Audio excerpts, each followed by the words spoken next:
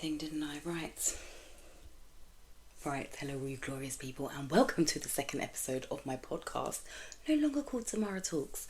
It's called Tamara Unfiltered now, or at least it is at the time of recording this. Basically, I didn't think to check if there was another podcast called Tamara Talks because, well, I don't know, I just didn't think there would be. Turns out not only is there another podcast called Tamara Talks, the woman's basically me, but she lives in America. Anyway, she talks about like nootropics and mushrooms and manifestation. So if you want to go and check that out, feel free to. But this is Tamara Unfiltered, and if you haven't seen the first episode of this, please go and watch it, although ignore what I called it, but go and catch up with that before you watch this, because we are talking about the peri-menopause. Well, this is how we're starting. It's not going to be the whole focus of the podcast, but being as it's currently taking up most of my fucking life, and most of everybody else's life that I know that is my age at the moment, I'm just deciding to focus on that for a little bit. So this is episode 2, and if you watched episode 1, you know we were talking about, or just kind of introducing the idea of peri-menopause and talking about, you know, the effects of it. But I know I had said I was going to talk about some supplements and stuff that I'm using at the moment. However, full transparency, because you know I'm always transparent, I am in the process of trying to get some sponsorship and stuff, and I am just not going to talk about certain things until I have sorted that out. So we're going to move that hopefully to the next episode. But kind of following on from the last episode anyway, I did kind of want to touch on what I'm going to say is maybe the darker sides of peri-menopause. I mean, a lot of it is dark anyway, isn't it? All the fucking symptoms and everything that comes along with it are just, quite frankly, a lot to deal with. But I think there is a darker side to it, and I wanted to talk about it. In fact, I wanted to do this podcast a couple of weeks ago because something happened and it kind of just really highlighted how not okay I am at the moment.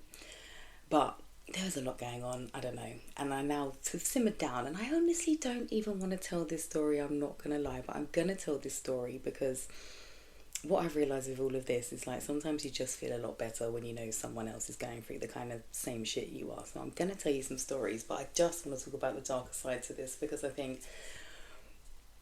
you know, the mood changes and the weight gain and the hot flushes and all of that, it's kind of, I'm not saying it's manageable, but it's not really stuff I haven't dealt with before. However, for me, the darker side has been, I have been feeling incredibly low. Like really low, like lower than I've ever felt. Like the kind of low when you wake up and you're like, what the fuck is this? Again, really? Another fucking day? And it hasn't been a very nice place to be. And on top of that, I have been insane. Like balls to the wall fucking crazy. Like I was quite a rowdy youth. I have had a misspent youth, as they might say, but I have never experienced the rage I have been experiencing, that I am currently experiencing, if that even makes any sense. Like, sorry, I smoked a spliff and then decided I just really needed to film this podcast, so here we are. If I'm a bit slow, you fucking know why. But the rage and the suicidal thoughts, I must say I would never act on them. But it's just that feeling of like not wanting to exist and kind of the weight of existence. I haven't really experienced something like that before. Like, don't get me wrong, I've suffered with my mental health. When I was younger, I've been to dark places over the years. Shit's happened, you know, times have been hard. But I have never experienced just this like, I don't even know, it's just like, it's just a darkness. It's just like a not wanting to exist or not being bothered to want to exist, if that even makes any sense. And this is coming from somebody who is, I used to love my existence. Life's fucking great. Like, but lately, I don't know, I just don't have that. And this rage that comes alongside it, like I've honestly been worried for myself. Anyway, I wanted to tell this story because this kind of led into other things that have been going on. And well, do you know what? There's been so many stupid things happening. Maybe I'm crazy, but in amongst all of this madness, I just thought, at least the universe has given me some fucking content for my podcast. So, here we go. The other day, this wasn't the other day, it's a couple of weeks ago now, but we go swimming every week at our local swimming centre, and we hadn't been for a couple of weeks because the kids have been on holidays, and we tend to not do so much when holidays are on. Anyway, let me not digress. We had gone swimming. Now, literally a couple of hours before, kind of like, it was a very off-the-cuff decision, but I was due to go on holiday, and I've had some, like, I don't even know what they are, like weird mole things, like almost like they're trying to be skin tags, just like these things come up on my skin. I've had a couple of them and they've been really bothering me. Anyway, my lovely Abby at Amar Healing, who by the way has just started a lovely new business, and she's doing all sorts of things like mole and skin tag removal.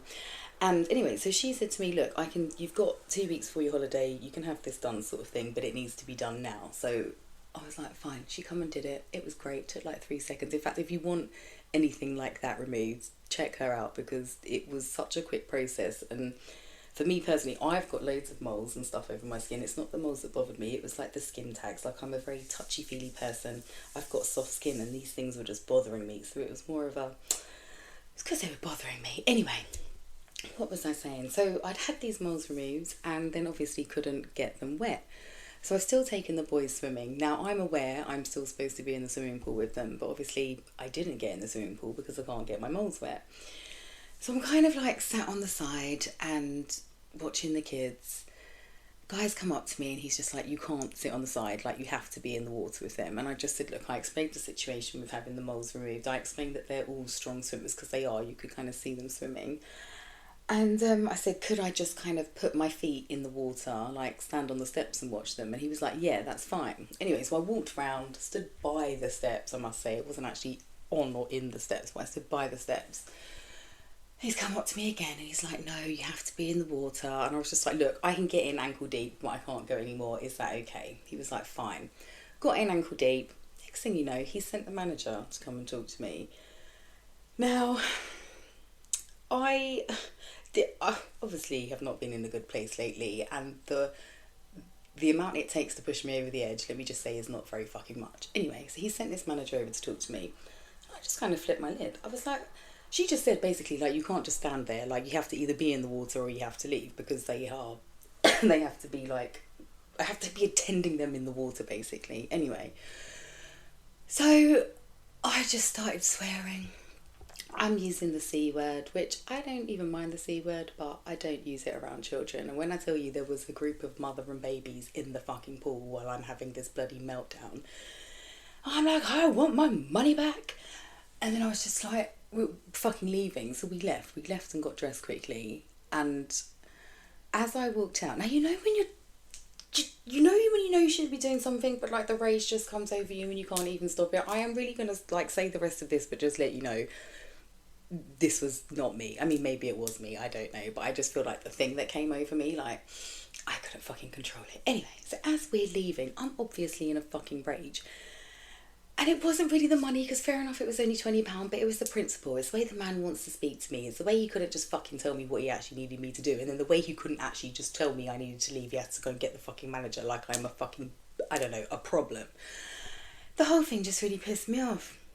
Anyways, in fact, I don't even know why I'm trying to justify this. This wasn't normal behaviour. Like, there was no justification. In fact, if these people from this leisure centre are watching, I'm so sorry. Anyway, so we left, and there was this big sign. I've got this fucking sign and just lobbed it across the lobby. And then I heard them, like, laugh at me. And I'm like, do these bitches think this is funny? Like, obviously they do, because I'm fucking being mental. But I just fucking... They sold a load of stuff in there, like all this gym gear. I just literally put my eyes on the most expensive thing, picked it up and walked out. So I thought, you know what? I'm going to get my money back. In fact, I don't even know what I was thinking, because at the time in fact, that was what I was thinking, but I know that's just fucking stupid anyway. So I took this bloody bag, gone to get in my car, and obviously at this point they've tried to follow me out. Anyway, so I've got in my car and then just done some fucking... I've just driven basically, there was an in and there was an out, and then I drove out to the in bit in a bid to like get away from these people, nearly running them fucking over. And I just... Oh my God, I just literally went home and bawled. Like, I just thought, what a fucking idiot. Like, first of all, what kind of shit is that to do in front of your children? Second of all, what kind of shit is that to do in front of people? What kind of shit is that to even do in general? I've never felt so embarrassed, ashamed, stupid, fucking mental in my whole entire... Well, probably I've maybe had some points, but that was a real low point for me. I was just like, what the fuck are you doing? I then spent like the next 3 hours at home, like, not hiding, but just like, oh my God, are the police going to come? And then after a couple of hours, I was like, well, of course they're not. They don't even come if you're being like raped or fucking murdered. But I don't know, it's just like, it was so fucking stupid. I've like booked this swimming on my bank card. I go there every week. Like, we're regulars. On top of that, I've just ruined my children's opportunity to go swimming, or at least easily, because now my local swimming pool, I clearly can't fucking show my face there ever again. And I'm just quite frankly a bit of an embarrassment. And do you know what? This is probably the worst incident, but this isn't an isolated incident. Like, I have been going crazy. I have been feeling crazy. Like, things have not been okay. But this kind of, I don't know, I phoned the doctors because I was just like, I'm already been having these blood tests and stuff. I'd got the results, by the way, for the blood tests, and they're saying I'm absolutely fine. There's no perimenopausal signs of anything. And then I discovered, guess what? Perimenopause doesn't show up on your blood tests. So what the fuck was they testing my blood for anyway? I don't even know. But I phoned the doctors and I made another appointment, and I just said, like, you're going to have to do something to fucking help me, because I'm losing my mind, and I cannot actually afford to lose my mind. Like I said, I could have been arrested today. I could have been fucking sectioned today. I could have had my kids taken off me. Like, so many things could have fucking happened, and it's like I couldn't get a fucking hold of myself. It's almost like I floated up out of my body, and I'm like, just fucking do it, innit? I just felt like, fuck it, I'll go jail. I didn't even fucking care in the moment. But then when I came out, as soon as I came out of it, I was just in such a fucking state. I was like, what have you done? Kind of remember doing shit like that when I was younger, and I'd get in such a hormonal rage when I used to have such terrible periods, and I'd do like the most devastatingly fucking reckless shit, and then just be so, you feel so fucking stupid afterwards. But it's almost like you can't stop yourself in the moment. And to now be back here again, I think I was saying this last time, I've done like, what was it, like the last 10, 15, maybe even nearly 20 years, if I'm realistic, 20 years probably, of working on myself, trying to be a better person, trying not to be like this crazy, rageful, like mental person, only to now get here and be like 10 times fucking worse than I've ever been in my life. And no one's even told me like this could happen to me. It's fucking insane. Anyway, so the doctor was helpful, not. He basically said, I'm going to prescribe you something called sertraline. He said, but please note, and this is hilarious, they might make you feel suicidal. I was like, bro, I just told you I feel fucking suicidal, and you're giving me something that might make me... I was just like, this whole system is so fucking backwards and broken. And honestly, I left there just thinking, I have got to do something to sort this. Like, I don't know what that is. Like, honestly, I still don't know what that looks like.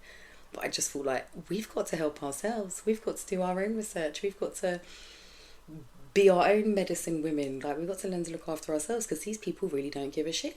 And they're just really quick to give you something that's going to probably push you even further over the edge. I don't know, it's just fucking mental. But like I said, I didn't even really want to share this, but I just know others are going through the same. I mean, it might not be as fucking ridiculous as I've been behaving, but just know, if you're feeling like this, you are not alone. There is a bunch of us just balls to the wall fucking insane right now and don't really know what to do about it. Although I will say, I kind of upped some of the other like herbal stuff I was taking, and I think that might be helping a little bit. And well, I went on a little holiday, which quite frankly always fucking helps. Although I went on this holiday and I've just come back super depressed. I literally got back to England and I was just like, I fucking hate this place. Like, this I think is half the reason I feel so bad.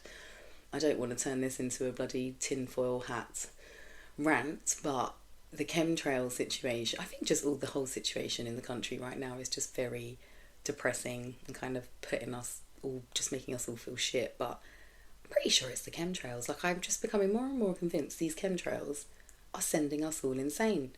It's almost just like I can't think straight here. And again, I know this is all like going to be tied to perimenopause, but a lot of people I know who aren't perimenopausal are also feeling absolutely terrible right now. So I don't know if I can pin all of this on the perimenopause. And in fact, this story just gets so much more crazier, but I wanted to film this podcast because, again, like I said, I have been acting all out of sorts, behaving in a way that is, I'm not going to say completely out of character because I can be crazy, but a lot of the time it's just in my head. I think about crazy things. I don't actually act them out. The fact that I'm now acting them out is just a worry to me, and the fact that I'm going to someone who should be able to help me and they're just saying, well, no, we can't fucking help you. well, I'm not even going to say it's upsetting, because I know, because I don't call myself this on the podcast, but most of you will know me as being not Dr. Tamara, and one of the reasons I called myself not Dr. Tamara, because when I was younger, the doctors were so shit. They're so unhelpful. They're so, like, unknowledgeable and just basically trying to kill you all the fucking time. They're just, like, really well-dressed drug dealers. And I've never really trusted them, but I think I've been in such a bad place and just clutching at straws and just desperately want to know what the fuck is wrong with me, that I've kind of been forced to go to them. And the thing is as well, what I will say is they're very good for diagnosis. Like, I'm not going to knock Western medicine for everything. Like, if I break my arm right now, I'm not just going to sit here and be like, oh, I'll rub some fucking garlic and hope on it. That's fucking stupid. I'm obviously going to go to A&E and get that bloody plastered up. And, you know, I think they are very good at diagnosing. I just don't think they're then very good at the care afterwards. So I just guess I wanted to know what was going on. But so many things has happened since then that I don't even know where to start telling you that story. Because it turns out I might not actually even be perimenopausal, but I don't know. Back to this whole thing where we need to learn to be a bit more independent and take care of ourselves. Like, I think I am still here just advocating for that. That's what I've kind of been doing this whole time over these last few years, is just trying to get you all to take a bit more note of yourself, take a bit more care of yourself, like, I don't know, be a bit more mindful of what you're going through, and I don't know, love on yourself a little bit more, I guess. And I think if we ever needed to love ourselves, like, now is the time. I feel like on some kind of level, perimenopause, it's almost like a death. Like, you know, that part of us, that fertile part of us, the childbearing, child rearing, whatever, like that part of us is like coming to an end, and we're obviously stepping into another time. Now, who's to say what that time's going to be? Like, it could be a really great time. In fact, I think it is going to be a really great time, but as with anything, death is never nice. Like, the endings of things are never nice. Like, I don't know. And rebirth is never going to feel good, is it? Or being birthed again, if that's what's kind of happening. I don't know if that makes any sense to you, but I just feel like, you know, we go through these different stages. It's like, you know, I was talking to my son the other day. He's like he's feeling down at the moment, and he's 19, he's soon to be 20, and he was telling me he's feeling some quite dark things, and I just said to him, I was just referencing something I'd seen many years ago that really kind of made sense to me about teenagers, how and why they all want to die. Like, this guy was basically saying, like, teenagers feel like they're dying and like they want to die, and they feel like everything's so bad because they are essentially going through a death and kind of like rebirth process, and death is very painful. And what he was saying was, like, you know, that death of the child and then going into an adult is actually not traumatic, but like it's a fucking big thing. Like, it's a really big, I mean, I remember being young, and you know, the first Christmas, like, you don't get the fucking Christmas presents and the money, and then you know, slowly you just things just change, and you just realise, fuck me, I'm a grown up, like, I'm on my own. It's actually really hard. And this is what this guy was saying, you know, this is what teenagers are going through. They're going through essentially like a death process, and it's really fucking hard, which is why they're also like, oh my god, I just want to die. So I feel like, and this is what I was explaining to my son, you know, he's possibly going through now, the way he feels so bad, like, because that's essentially what he's going through. He's no longer a child. Like, mummy can't fucking help you anymore. You need to go and do this on your own. And I feel like this is kind of what we're going through in our, you know, that's what menopause is, isn't it? It's like the death of this part of us, this massive stage of our life, because it is so fucking massive, from being like, you know, coming out of your teenage stage, going into like being a young adult, all the way up to here. You know, you're having your children, and you're fertile, and you're young, and you're all of this, to now, like, you're going to the next stage. Well, no, you can't do those things anymore in life, you know. And I really believe they push us a bad picture of menopause, so we fear it. I actually don't think it's going to be like that at all. Like, I'm quite looking forward to the next stage, but I'm also just fucking fully aware that this shit I'm going through now, this process, may very well be like, you know, my body just having a fucking hard time with dealing with the changes that are unfortunately or fortunately imminent. I don't know. Still don't know exactly how I feel about all of this. It's funny as well, because like, I've obviously got 5 children, and I sure as hell don't want any more. But I have been feeling so broody, and I am literally ovulating like every 3 weeks. I'm having a period every 3 weeks. I'm finishing a period and ovulating like 3 or 4 days afterwards. It's almost like my body kind of knows it's coming to that time where it's not going to be able to have any more children. It's just like, come on, love, if you're going to bang one out, like, do it now. And I'm just like, no. But at the same time, I do get so greedy. I look at babies and I'm just like, oh my God, I really want one, even though I know I absolutely fucking don't. I don't know. It's a real crazy time. But it's a time I wish we would all talk about together a little bit more, because, I don't know, I see so many women suffering. And like I've said before, so many women kind of changing. That's what they call it, isn't it? Going through the change. And a lot of people don't like the change, and it's weird. I almost feel like, I don't know, maybe coming into my villain era, not in a bad way, but like, you know, you just like feel like a bit more for yourself. I have literally spent the last, I don't know, however many years really trying to do what's best for other people, do what's best for my children, do what's best for, you know, a lot of things outside of myself, and not really putting myself first. And lately I just feel like, fuck this and fuck you. Like, I don't want to put these people first and these situations first. I want to put myself first. Why don't I matter more? That's kind of how I'm feeling. And actually, that's quite a powerful place to be. A bloody place I wish I'd kind of been able to get to a little bit sooner. I guess everything in its own good time. But I don't know. So like I said, I don't 100% entirely fear this, but I'm not happy with the way I've been acting. And I'm not happy with how some of this like hormonal imbalance is just presenting itself. And I know now it is truly, fully on my fucking shoulders and head to sort this shit out. Figure out the bloody, I don't know, the remedy, the cure. Maybe there isn't one, but at least figure out a way to stay the fuck out of jail. And, I don't know, keep myself safe, I guess. And look after myself through this process. God, sorry, I forgot I was filming. Just scratching my tit. Anyway, like I said, I have been taking some stuff that is actually really helping. Lots of different things, actually. But also, like I said, I'm not doing shit for free anymore. I'm going to be like a real influencer now. And you people are going to pay me to talk about your shit.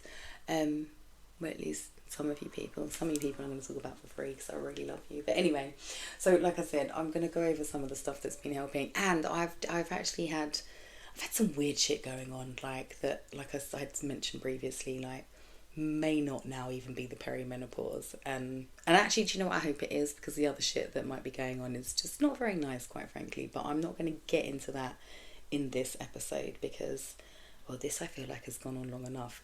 Anyway, if anybody has any questions, my DMs are open. If you are, I don't know, seeing us on Instagram or YouTube or wherever it may be, and you've got any questions, or you even just want to vent a little bit, I'm here to listen. No judgment. This is a judgment-free place. And if I see anybody judging anybody, please know I'm going to take my perimenopausal rage and smite you.